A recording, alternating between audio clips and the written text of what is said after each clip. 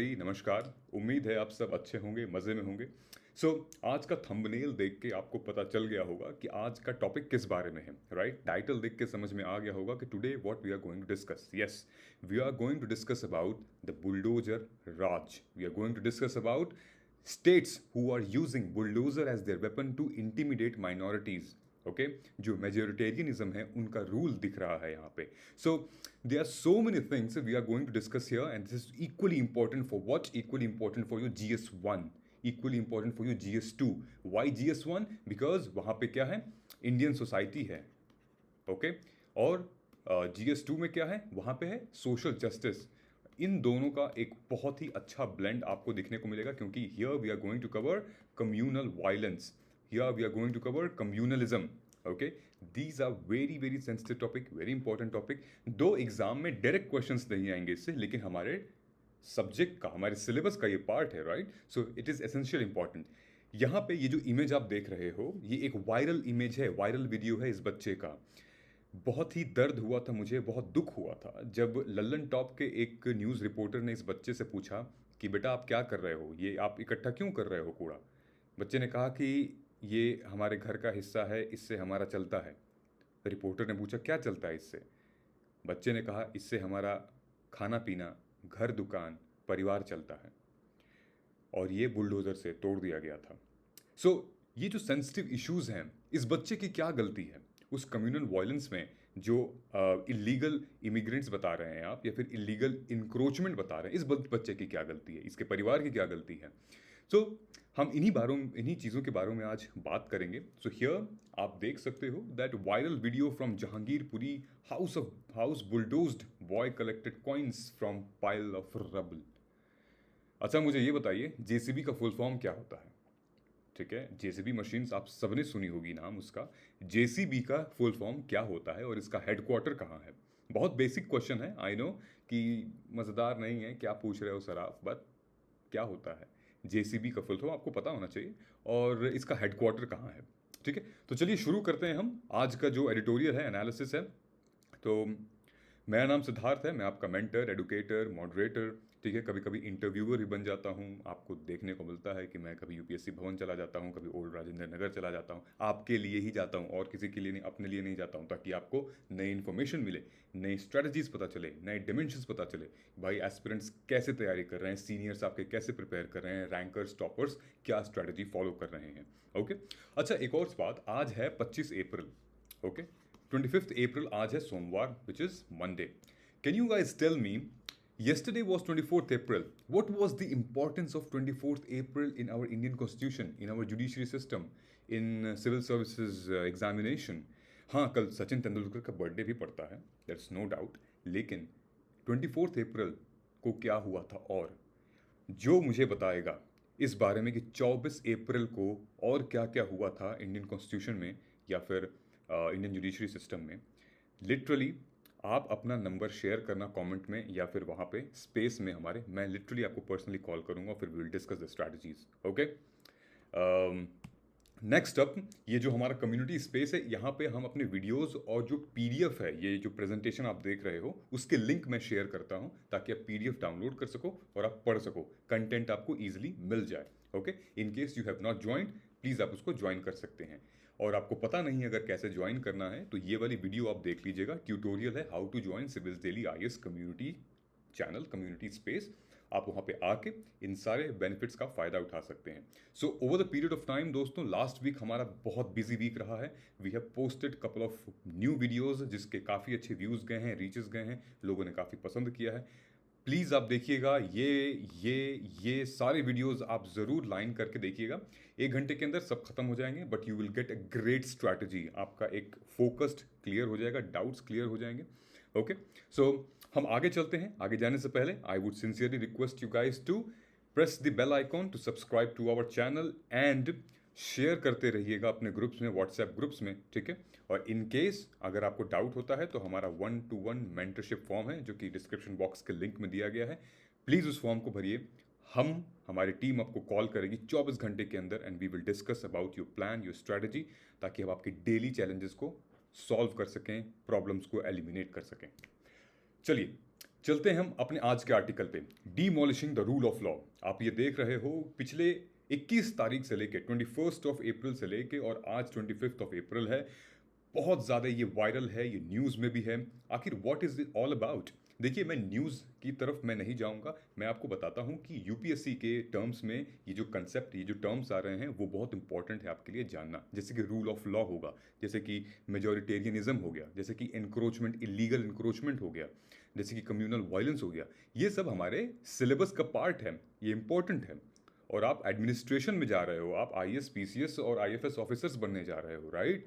तो आपको तो इन चीज़ों से निपटना ही पड़ेगा, ना चाह के भी आपको आना पड़ेगा इन चीज़ों में। तो आपको समझना पड़ेगा कि ये चीज़ें हैं क्या, कैसे डील की जाती हैं, और कानून क्या कहता है, समाज क्या कहता है, और अभी अभी मैं क्या कह रहा हूँ आपसे। ओके, सो ये देख रहे हैं आप, यहाँ पे मेरा भारत महान का बोर्ड पड़ा हुआ है, किसी को फिक्र नहीं है। ये जेसीबी मशीन है, बुलडोज़र है, तोड़े जा रही है सबका मकान। क्या हिंदू, क्या मुस्लिम, क्रिश्चियन, क्या ईसाई, कोई नहीं देख रहा है। बस एक ही बात यहाँ पे है कि ये गरीब हैं, अमीर नहीं। अमीरों के घर नहीं तोड़े जाते हैं। अभी कभी आपने देखा किसी का फार्म हाउस तोड़ा जा रहा है? बड़े बड़े अमीर लोग हैं, उनका फार्म हाउस तोड़ा जाता है? नहीं, नहीं तोड़ा जाता भाई। उनसे पैसे आते हैं, रेवेन्यू आता है उनसे। लेकिन इनका घर तोड़ा जाता है, इनकी दुकानें तोड़ी जाती हैं, मस्जिद तोड़े जा रहे हैं, मंदिर तोड़े जा रहे हैं। आप देख सकते हैं, आपके सामने ये इमेज है। इनफैक्ट यहाँ पे न्यूज़ रिपोर्टर भी हैं, ये अंजना ओम कश्यप मैडम हैं।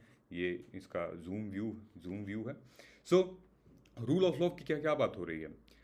आप मुझे बताइए, क्या हमारे इंडियन कॉन्स्टिट्यूशन में रूल ऑफ लॉ की कोई जगह है? कहीं लिखा हुआ है हमारे भारत के संविधान में rule of law? Rule of law दोस्तों कहीं नहीं लिखा हुआ है। सुप्रीम कोर्ट ने ये बताया है। किस में बताया है? कई सारे जजमेंट केसेस में, कई सारे इंटरप्रिटेशंस में बताया है सुप्रीम कोर्ट ने कि दो rule of law has not been mentioned in our Indian constitution, but rule of law is a basic structure of our constitution. और बेसिक स्ट्रक्चर की बात सबसे पहले किस में की गई थी? हिंट दे रहा हूं मैं आपको धीरे धीरे। बेसिक स्ट्रक्चर की बात एक जजमेंट में की गई थी, और उसी जजमेंट में बताया गया था rule of law is essential part of our basic structure of our constitution. अच्छा, दूसरी चीज़ ये है कि भाई जो रूल ऑफ लॉ है उसका कंसेप्ट डिस्क्राइब कहाँ से होता है। सो रूल ऑफ लॉ का मतलब क्या होता है, इसका मतलब क्या होता है, हम सबसे पहले ये समझ लेते हैं। रूल ऑफ लॉ का मतलब होता है कि एक सुप्रीम अथॉरिटी, ठीक है, सुप्रीम यानी कि सुप्रीम कोर्ट, जो एपेक्स कोर्ट है, वहाँ की जो लॉ है, वहाँ का जो कानून है, वो सबसे सर्वोपरि है, सबसे ऊपर है। किसके?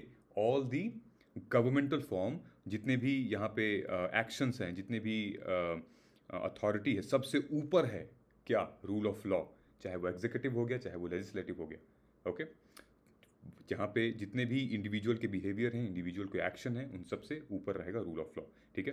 Therefore it corresponds to a situation where in the both the government and the individual are bound to comply with the rule of law. तो ये चीज़ आपको समझ में आ गई, right? So rule of law से रिलेटेड क्या चीज़ें हैं? इसमें कुछ भी आ सकता है दोस्तों, चाहे वो प्राइवेट, पब्लिक, गवर्नमेंट ऑफिस, कोई लीगल एंटिटी, एनीबडी, सारी चीज़ें इसमें आ सकती हैं। सबसे ऊपर है रूल ऑफ लॉ, और ये इंश्योर करता है इक्वालिटी, इंश्योर करता है, ये इंडिपेंडेंट इंश्योर करता है, ये equal protection of laws ensure करता है, राइट? नाउ मुद्दा क्या था? आज की ये जो न्यूज़ है वो बहुत ही चर्चा में इसलिए है क्योंकि भाई आप देख रहे हो, from Yogi to Jahangirpuri, the rise of bulldozer raj, हफ्ता 377, Jahangirpuri violence, bulldozers politics, Jahangirpuri violence, न्याय का bulldozer will keep on rolling. ऐसे ऐसे टर्म्स यूज़ किए जा रहे हैं, both from the media and from the government itself और from the opposition. But what's the current state, उसको हम समझेंगे। सो बेसिकली क्या हुआ कि इस पे आते हैं कि 21 अप्रैल को जो दिल्ली जहांगीरपुरी नॉर्थ वेस्ट दिल्ली के जो म्यूनिसिपल कॉरपोरेशन के जो मेंबर हैं, सुप्रीम अथॉरिटी हैं, उन्होंने, क्या नाम था, आदेश गुप्ता, जो नॉर्थ दिल्ली म्यूनिसिपल कॉरपोरेशन के बीजेपी चीफ हैं, उन्होंने ऑर्डर दिया कि डिमोलिश करो। अच्छा, डिमोलिश का ऑर्डर क्यों दिया? डिमोलिश के ऑर्डर से पहले 21 तारीख, आप ये ध्यान रखिए, 21 अप्रैल से थोड़ा सा पहले चलें, 16 अप्रैल को क्या हुआ? ये हुआ, कम्युनल वायलेंस ब्रोक आउट हुआ। क्यों कम्युनल वायलेंस ब्रोक आउट हुआ? क्योंकि 16 अप्रैल को हनुमान जयंती शोभा यात्रा की जा रही थी। वो यात्रा जो कि पुलिस परमिशन के बगैर थी, बिना पुलिस परमिशन के थी, वो यात्रा क्लैश कर गई मुस्लिम्स के मॉस्क से, और जब वो मुस्लिम के मॉस्क मैं बोल रहा हूँ, मुस्लिम के मॉस्क से वो जब यात्रा क्लैश करती है तो वहाँ पे कम्युनल वायलेंस ब्रोक हो जाता है। और एक ही साथ तीन तीन जगह ऐसा देखा गया है। कहाँ पे? मध्य प्रदेश के खारगोन में, और दूसरा देखा गया गुजरात के खंबाट एरिया में। इन तीनों जगहों में कुछ ऐसे ही क्लैश दिखे रामनवमी के दिन, हनुमान जयंती शोभा यात्रा के टाइम पे, जिस वजह से एक दंगे की मतलब एक दंगे की भावना बढ़ गई और कम्युनल वायलेंस का धीरे धीरे रूप लेने लगा। ठीक है, उसी वजह से क्योंकि इतने बवाल होने लगे धीरे धीरे, इसका रिपरकशन था 21 तारीख का। यहाँ गुजरात और मध्य प्रदेश में मामला उतना ज़्यादा गर्म नहीं हुआ जितना कि दिल्ली में हो गया था। ठीक है, दिल्ली में ऑफ कोर्स कम्युनली चार्ज और कम्युनली सेंसिटिव एरिया है जहांगीरपुरी का, क्योंकि थोड़ा सा पिछड़ा एरिया है, गरीब लोग ज़्यादा हैं वहाँ पे। ठीक है, माइनॉरिटीज़ भी काफ़ी ज़्यादा हैं। तो 21 अप्रैल को जो बीजेपी के चीफ थे उन्होंने ऑर्डर कर दिया कि जाओ इंक्रोचमेंट हटाओ। सडनली अचानक से वो उठे और कहो जाओ, तोड़ ताड़ दो, सब हटा दो, सब हटाओ, काम खत्म करो, बहुत ये लोग दंगा प्रसाद कर रहे हैं। लेकिन उसी दिन सुप्रीम कोर्ट का आदेश आया कि अर्जेंट हियरिंग होनी चाहिए एंड द स्टेटस को should be maintained. Now what is status को? और सुप्रीम कोर्ट के इस ऑर्डर के बाद भी डिमोलिशन चलता रहा, लोगों के घर उजड़ते रहे, लोग बेघर होते गए। डिमोलिशन के स्टेटस को के बाद भी, व्हाट इज स्टेटस को? स्टेटस को मतलब ये वही टर्म है कि जो अभी उसकी करंट कैपेसिटी है उसको उसी हाल पे छोड़ दो। ठीक है, लेकिन लोगों ने उस हाल पे छोड़ा नहीं। और जबकि स्टेटस को एक नेगेटिव फॉर्म में है कि भाई जो भी आप खराब चीज़ें, लीगल चीज़ें कर रहे हैं उसको अभी वहीं छोड़ दो, ये सुप्रीम कोर्ट का ऑर्डर है, लेकिन ऑर्डर चलता रहा। आइए डिटेल में जानते हैं हुआ क्या। So basically the actions of state and local authorities to bulldoze shops and homes in writing Muslim neighborhood cities illegal encroachment raise major legal concern।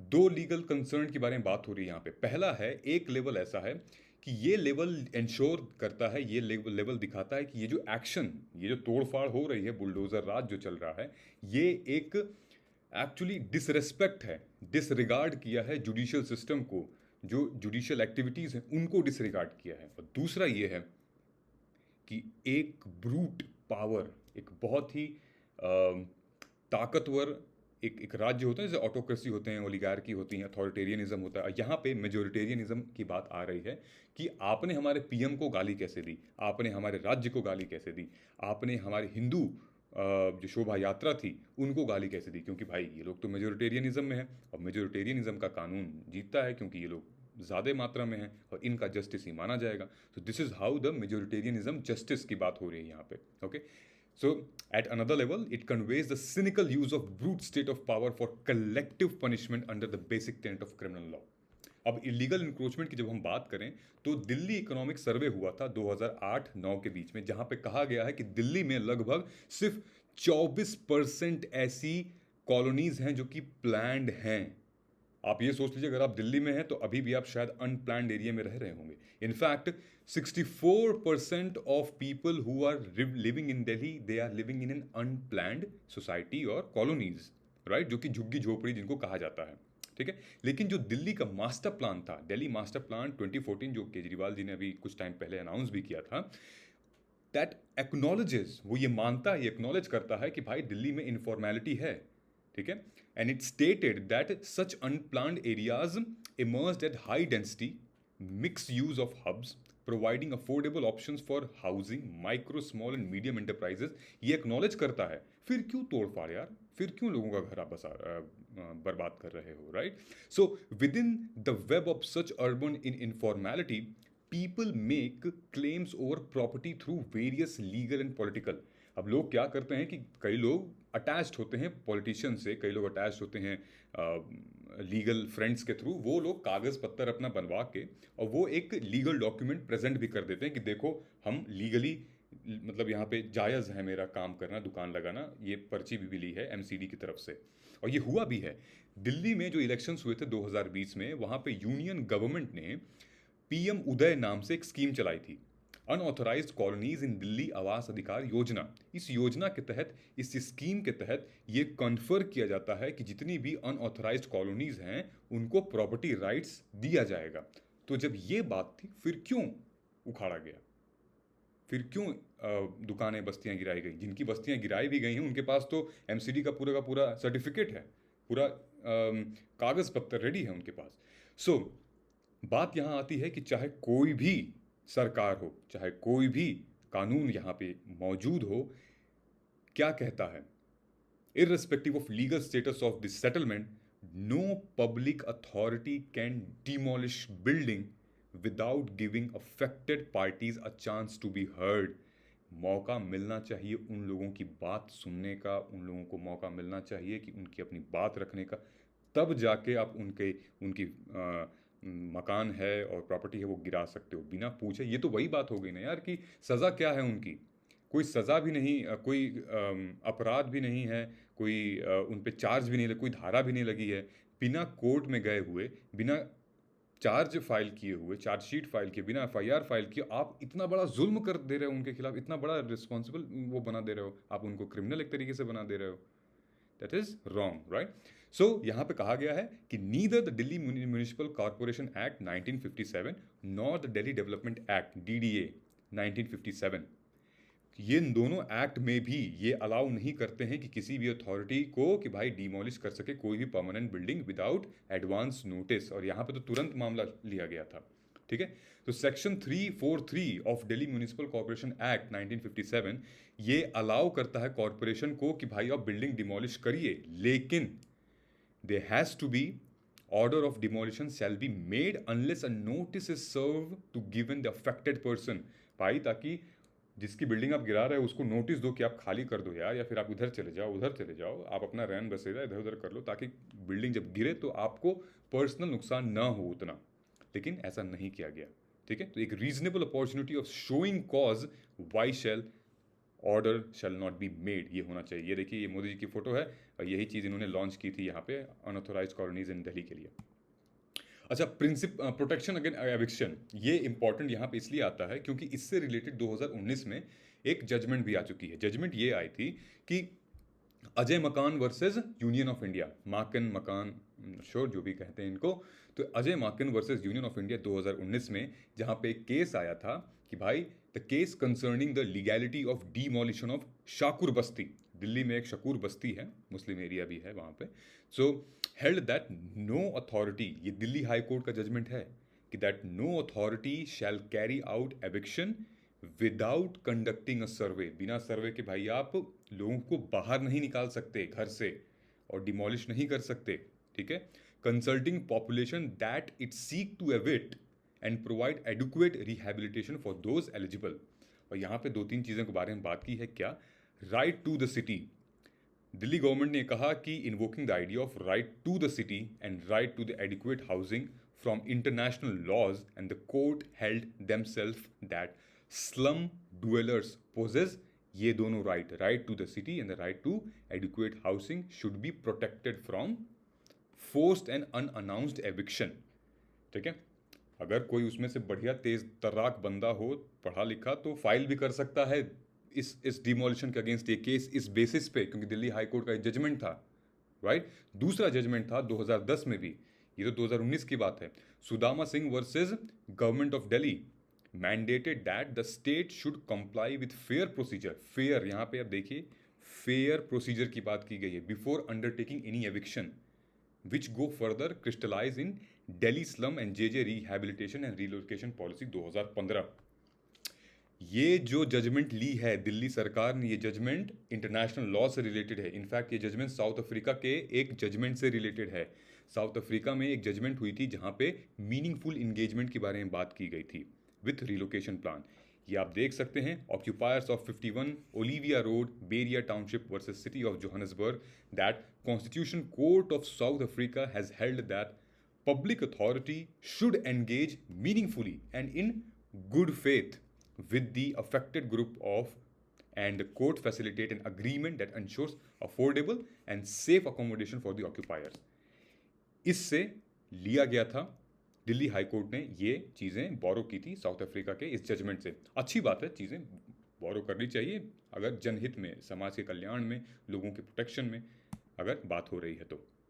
अब आते हैं demolition the rule of law. ये है भैया रूल ऑफ बुलडोजर स्टेट। चाहे अब योगी जी ले लीजिए, योगी अभी तो उत्तर प्रदेश में जो चीफ मिनिस्टर हैं योगी आदित्यनाथ जी, इलेक्शन से पहले ही उनका बुलडोज़र कई जगह चल चुका था, जब जीत चुके थे वो उससे पहले ही दूसरे टर्म में। So the bulldozer itself has now become a symbol of brute state of power and revolting a mascot of intimidate minorities. ठीक है, so demolition activities seems to be purposefully done under full media glare. सारे media अलग अलग channels के आए थे, आप देख रहे हैं कुछ मीडिया पर्सन्स तो बुलडोजर में बैठ के शूट कर रहे थे, रिकॉर्डिंग कर रहे थे और लुत्फ ले रहे थे इन इस तबाही का। सो nobody criticizes, it's like everybody is like reading this news, but it should have a proper investigation यहाँ पे, and I think Supreme Court को एक action लेना चाहिए. So in the midst of such majoritarianism upsurge from the state and society, the rule of law cannot be saved purely through judicial intervention. यहाँ ये कह रहे हैं कि भाई सिर्फ जुडिशियल इंटरवेंशन से रूल ऑफ लॉ को सेव नहीं किया जा सकता, और एक ब्रॉडर पॉलिटिकल स्ट्रगल चाहिए यहाँ पे, एक कोई ऐसा नियम कानून और भी होना चाहिए other than judicial intervention, that it should stop this tyranny, it should stop this brute bulldozer state procedure. Okay, so अच्छा था, बढ़िया एक्सप्लेनेशन दिया है ये पूरे के पूरे आर्टिकल ने, demolition of the rule of law. ठीक है, सो इससे रिलेटेड कुछ क्वेश्चंस मैं आपको बताता हूँ. सो ये है article demolition of the rule of law, और ये है कुछ प्रीलिम्स और मेंस के कुछ probable questions. Okay, so what is communal violence? सबसे पहले तो आपको ये बताना है. Factors responsible for communal violence, that is equally very very important, ये प्रीलिम्स और मेंस के पर्सपेक्टिव में आ सकता है. और what are the legal constitutional provision against the communalism, आप जो मैंने अभी पढ़ाया आपको, आप वो भी पढ़ा सकते हो भाई, कि क्या फैक्टर्स रिस्पॉन्सिबल हैं और क्या लीगल और कॉन्स्टिट्यूशनल प्रोविजन इसमें आ सकते हैं.